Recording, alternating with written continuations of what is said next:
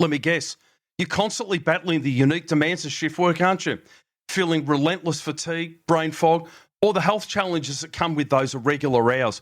Well, it's time to stop just surviving your shifts and really start thriving. At A Healthy Shift, we're revolutionising workplace wellbeing for 24/7 teams. As a veteran shift worker for over 40 years, I know exactly what you're up against, and that's why we've built something truly groundbreaking, the seminar experience. Now, this isn't just a keynote, it's a completely new evidence-based program which is designed to empower entire shift-working workforces. I want you to imagine your team armed with the strategies to optimise their sleep, boost their energy, and elevate their health, no matter what schedule they're on.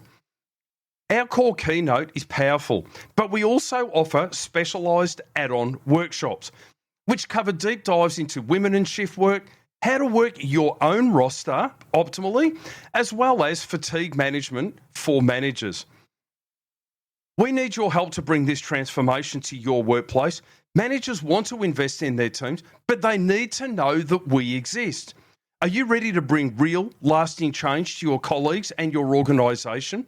Go and visit ahealthyshift.com. That's ahealthyshift.com and follow the seminar experience link up the top, where you can download our detailed e-brochure, or you can simply follow the link in the show notes. Let's help your workforce thrive, not just survive.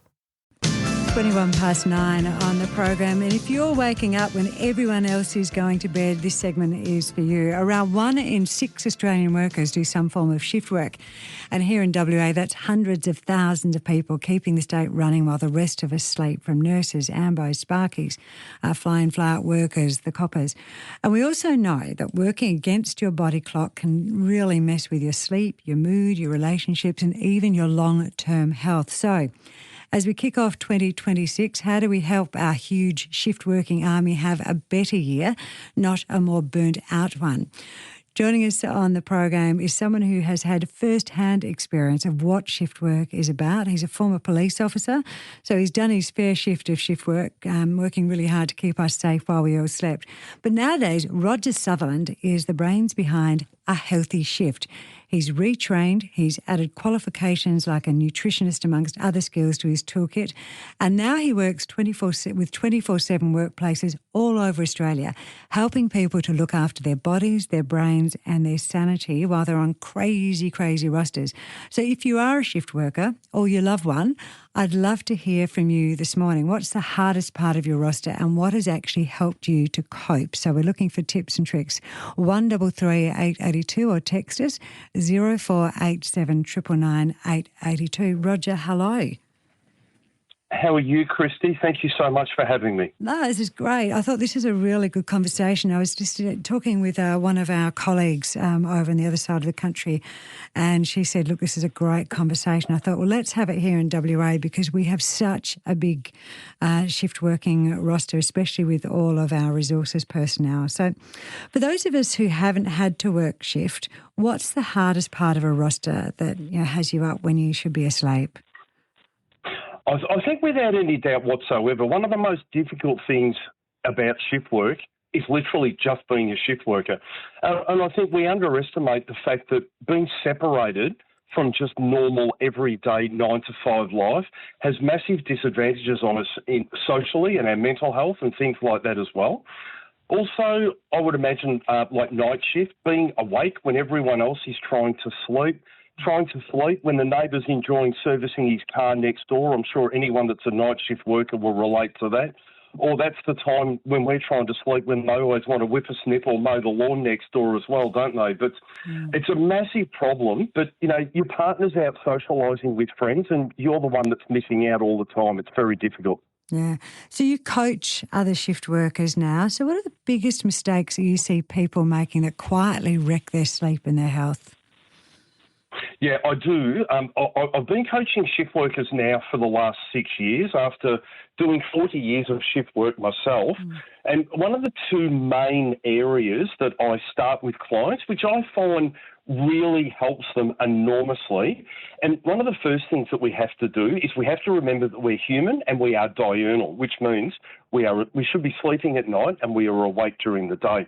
So even though that we're awake, we have to remember that our system is sleeping and does not metabolise or store nutrients the same overnight as it does during the day.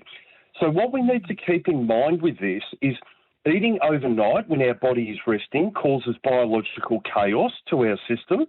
So we need to keep our food intake to a biological day, which is basically when it's light, when the sun is up, and eating at a regular breakfast, lunch, dinner times, things like that. And I highly recommend to clients, and I know I get opposition to this, but I highly recommend to clients that they fast from 9 p.m. until 6 a.m.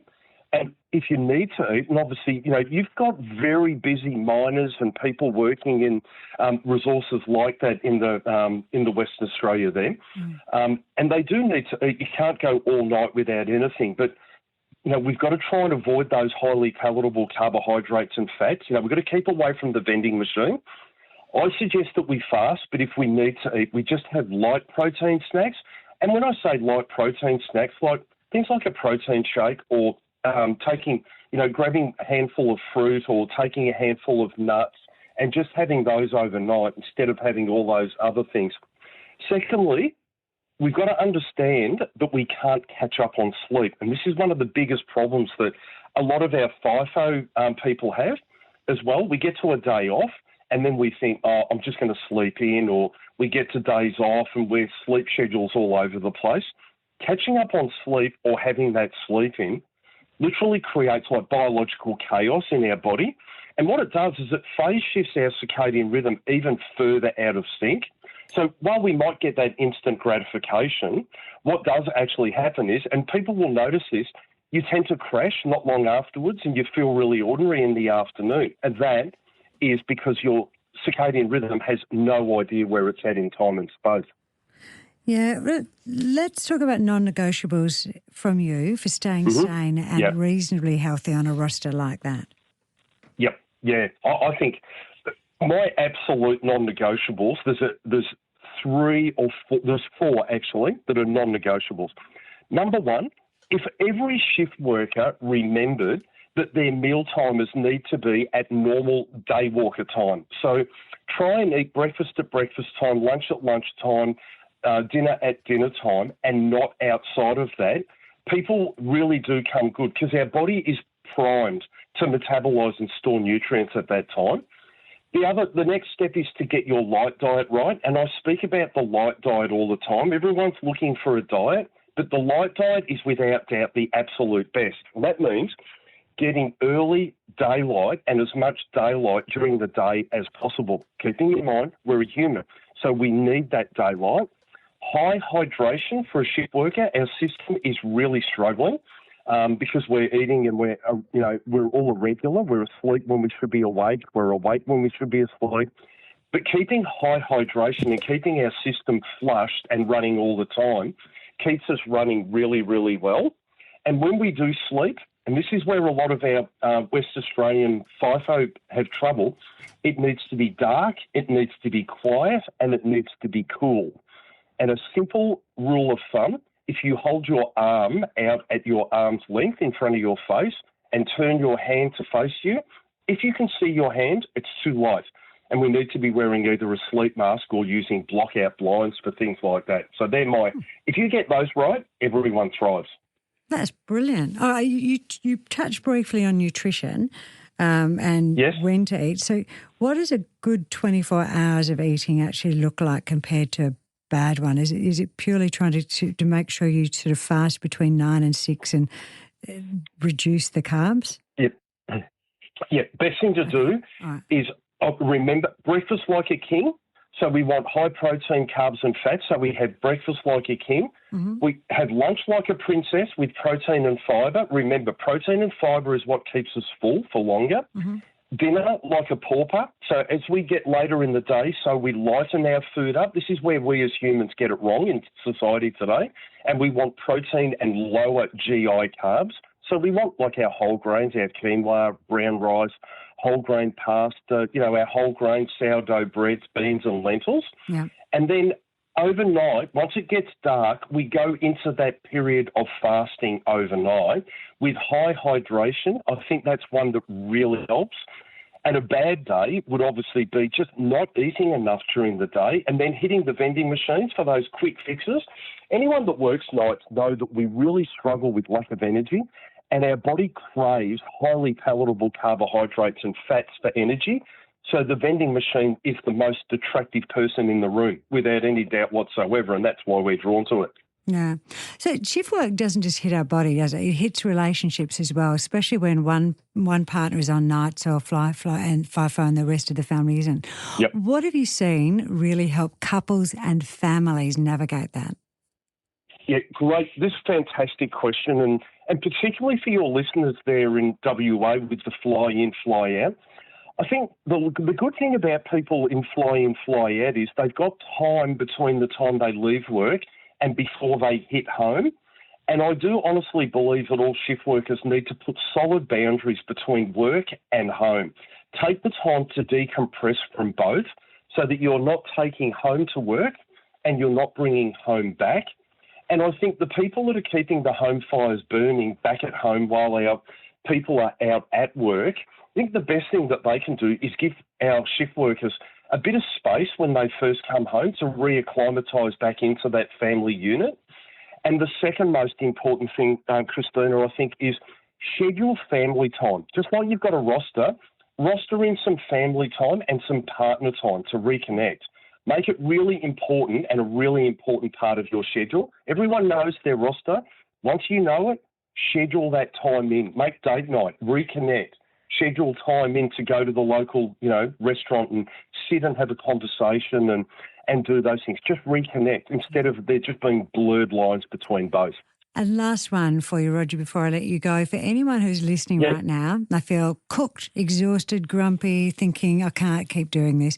What's one small change they could make that would give them a really big payoff now?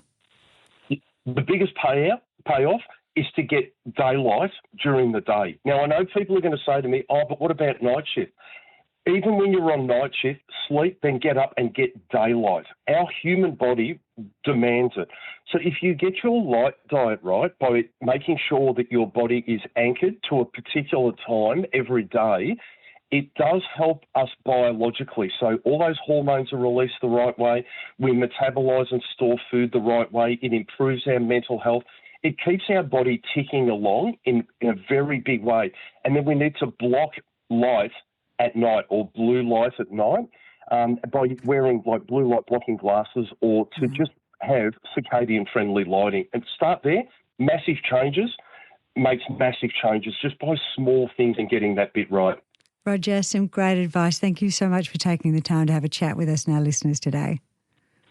Thank you very much for having me. Cheers. Roger Sutherland, certified nutritionist and former police officer who's taken his years of experience working shift work to start up a great little business. It's called A Healthy Shift. So you can log on and have a look at what he's doing, connect with him on LinkedIn if you'd like and ask him some questions yourself. But really important to look after yourself. And I know a lot of you have had a really nice break and you're about to launch back into work for the years. For some of you, it will be shift work and it is hard. And we do appreciate the work that you do.